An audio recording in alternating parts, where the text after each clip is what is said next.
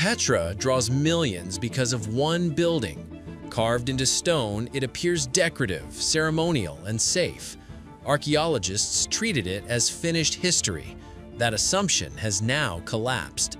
New findings show the building was never meant to honor the dead or serve visitors. What lies beneath it was not placed there by accident, and once its purpose is understood, Petra can no longer be seen the same way again.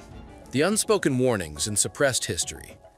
For more than 2,000 years, the structure known as Al-Khazneh, often called the Treasury, has stood carved into the rock at the end of Petra's main entrance. Anyone who enters the ancient city must pass through a long, narrow rock corridor called the Seek, and the Treasury is the first major structure revealed when that passage opens. Because of this placement, it became Petra's most seen, most photographed, and most talked about building. It shaped how the entire city was understood. Today, it is presented as a triumph of ancient design. According to long-repeated local accounts, it was once treated very differently. People were warned not to approach it casually, not to remain near it, and not to treat it as a place meant for ordinary use. According to Bedouin oral traditions shared with 19th century explorers, the ground in front of Al-Khazneh was not considered safe. Some accounts describe it as a place where the living must never tread. Others warned that the earth itself responded to those who stayed too long. These were not symbolic stories, they were practical rules passed down within families. People were told not to sleep near the structure and not to allow children to play there, especially after sunset.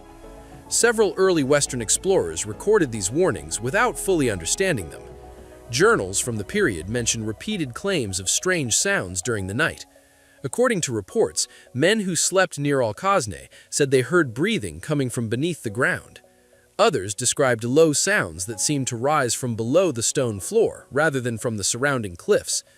These reports were often dismissed as fear or superstition, but they appear repeatedly in records written by different travelers with no knowledge of each other's journals. Some explorers also noted physical conditions they could not explain. According to their observations, the air near the open space in front of Al-Khazneh sometimes carried a sharp, metallic smell, often described as iron-rich. Others recorded sudden drops in temperature that did not match conditions elsewhere in Petra. When stones were struck against the ground, the sound reportedly echoed in an unusual way, as if the rock beneath was hollow rather than solid. These observations were never confirmed at the time, but they contributed to growing unease. What made these accounts particularly compelling was their consistency. Travelers from different decades, with no knowledge of each other's journals, described remarkably similar phenomena. According to later reports, a Jordanian archaeological memo from the 1950s described the ground beneath Al-Khazneh as structurally dangerous and not of natural formation. The document reportedly warned against disturbance and recommended restricting access. Within a year, the memo was removed from public circulation. No explanation was given, and the document does not appear in standard archives today. Scholars have pointed to visual inconsistencies on the outside of Al-Khazneh. The symbols carved high on the front do not match burial designs seen elsewhere in Petra. Some researchers believe these markings resemble Nabataean symbols linked to restriction and separation rather than honor or remembrance. This interpretation remains debated, but it introduces a first break between appearance and purpose. The interior pushes that break much further.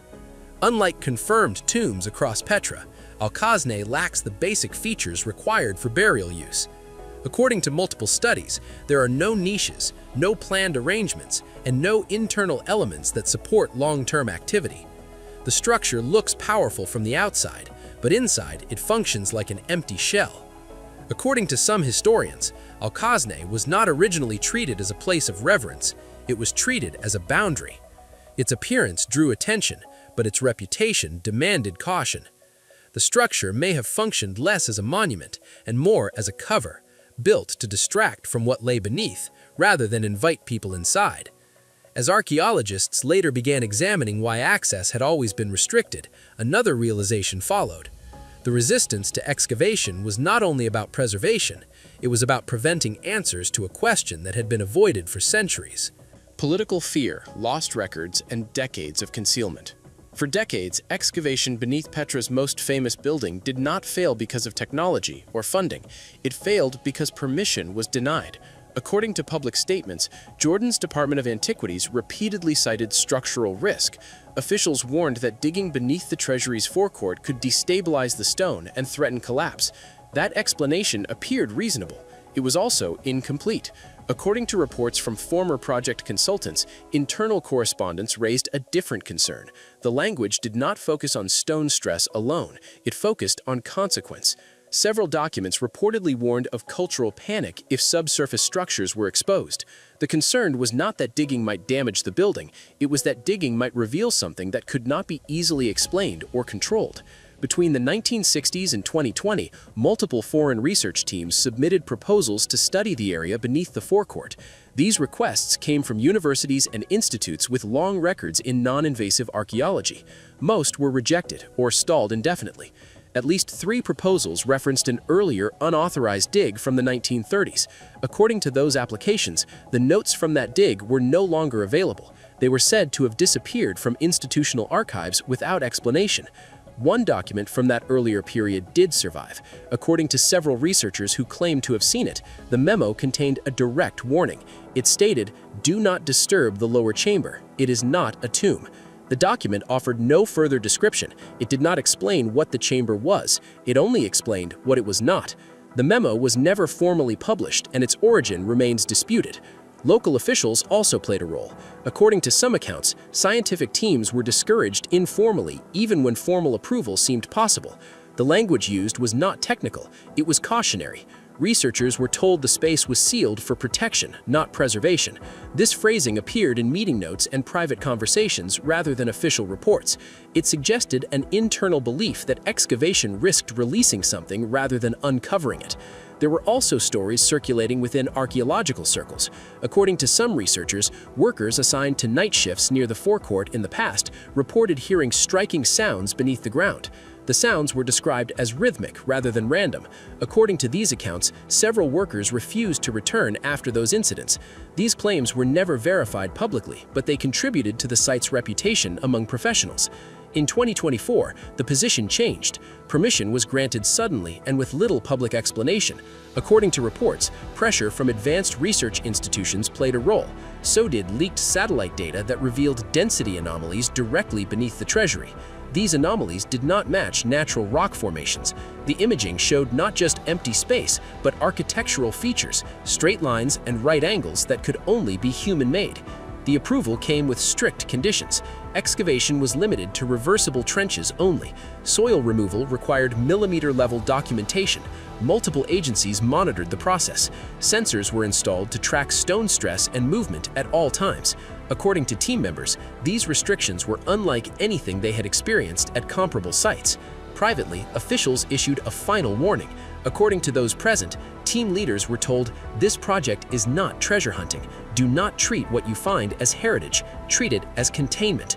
With permission granted under extraordinary tension, researchers turned to non-invasive scans, and the technology revealed a chamber that should not have existed at all. Once permission was finally granted, archaeologists did not begin with excavation, they began with scans. According to project records, the first step was to study what lay beneath the ground without disturbing it. The team deployed 3 separate technologies. Ground-penetrating radar mapped density changes. Electrical resistivity measured how the ground responded to current. Magnetometry tracked variations in magnetic fields. Each method worked independently. All 3 produced the same result. Beneath the forecourt in front of the Treasury, there was a void. It was not irregular. It was not fractured. It had straight edges and defined corners. According to reports, the shape was rectangular and sharply bounded. Natural cavities do not form that way. The geometry alone indicated deliberate construction. When technicians overlaid the data, the proportions became clearer. The chamber followed ratios seen in a small number of Nabataean structures, referenced in ancient inscriptions, associated with restriction and containment. These proportions did not match known tomb designs. Funerary chambers chambers from the same period showed different layouts, different access points, and different internal divisions. According to specialists, the match was not symbolic, it was structural. As scanning continued, technicians encountered a second problem. Several radar sweeps returned distorted signals. The waves behaved as if something inside the chamber was interfering with resonance. According to multiple technicians, the equipment was recalibrated and rerun. The distortion remained. It did not follow patterns associated with machine error or surface interference. The signal disruption appeared localized within the chamber itself. Magnetic data added another layer. According to analysis reports, the chamber showed residual heat signatures inconsistent with burial spaces. Burial chambers typically stabilize to surrounding rock temperature over time. This space did not. The readings suggested exposure to repeated high heat events before sealing. Researchers noted that such patterns align with enclosed spaces used for controlled burning rather than ceremonial burial. When the team enhanced the radar models further, internal sediment patterns became visible. Instead of settling evenly, the material inside appeared compressed in curved formations. According to geotechnical analysts, this suggests internal movement before the chamber was sealed. Sediment had been displaced and pushed outward, as if bodies or large masses had shifted in a confined space. At this stage, the working interpretation changed. According to one researcher from St. Andrews University who reviewed the composite reconstruction, the design indicated a one-way function. The chamber allowed entry. It did not support exit. He reportedly stated, "Whatever this is, it was not meant to let people out." That assessment circulated quickly within the team. As work continued, conditions above ground also changed. According to some team members, remaining near the forecourt after sunset became difficult. Reports described a sense of pressure and mild disorientation. Others noted static charge buildup on equipment and clothing. These effects were not documented as hazards, but several researchers chose not to remain on site after dark. Formally, the structure was labeled Anomaly C to avoid speculation. Informally, the language shifted. According to internal notes, team members began referring to it as the locked chamber. The name reflected what the data showed. This was not an accidental cavity. It was a sealed structure designed with precision and purpose. At that point, the conclusion was unavoidable. There was a human-made chamber beneath the treasury. Its design did not match burial use. It did not match storage. It matched containment. With undeniable evidence of a sealed structure beneath the treasury, excavation became inevitable, forcing archaeologists to confront the first chamber and the gateway it concealed. Excavation did not begin with heavy tools.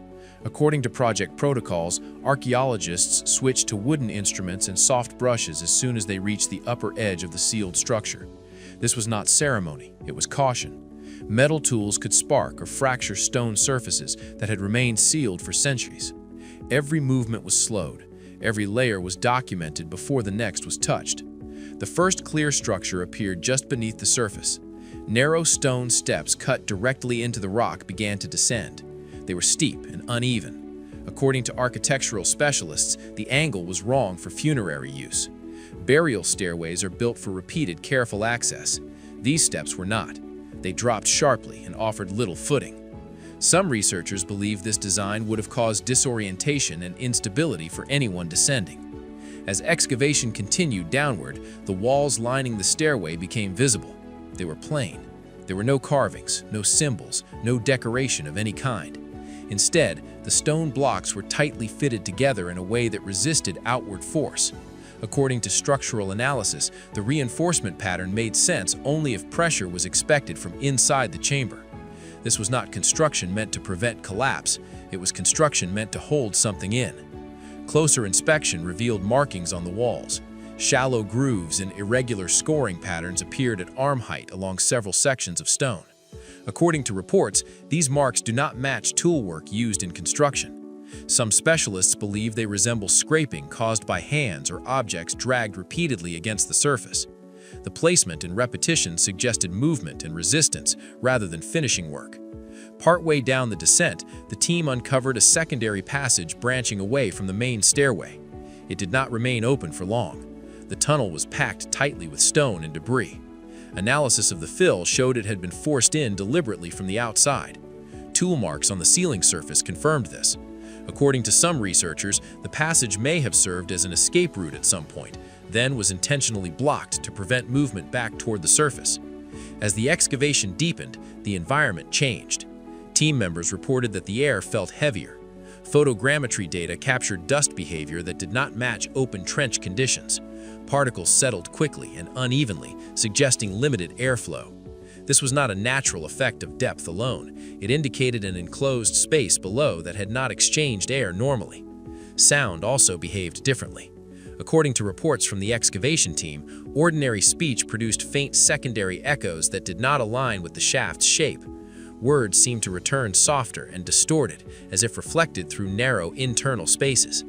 Some acoustic specialists believe the geometry of the descent was designed to manipulate sound, reducing clarity and increasing confusion. At the bottom of the stairway, the final barrier emerged. A large stone slab sealed the chamber completely. Its fit was precise. There were no gaps, no channels for air. Tests showed zero airflow penetration. According to engineers on site, this level of sealing is rare and unnecessary unless absolute isolation is the goal. At that moment, the function of the structure became clearer. This descent was not built to welcome, it was built to control. Every design choice pointed in the same direction. What lay beyond the sealed slab would finally test that conclusion.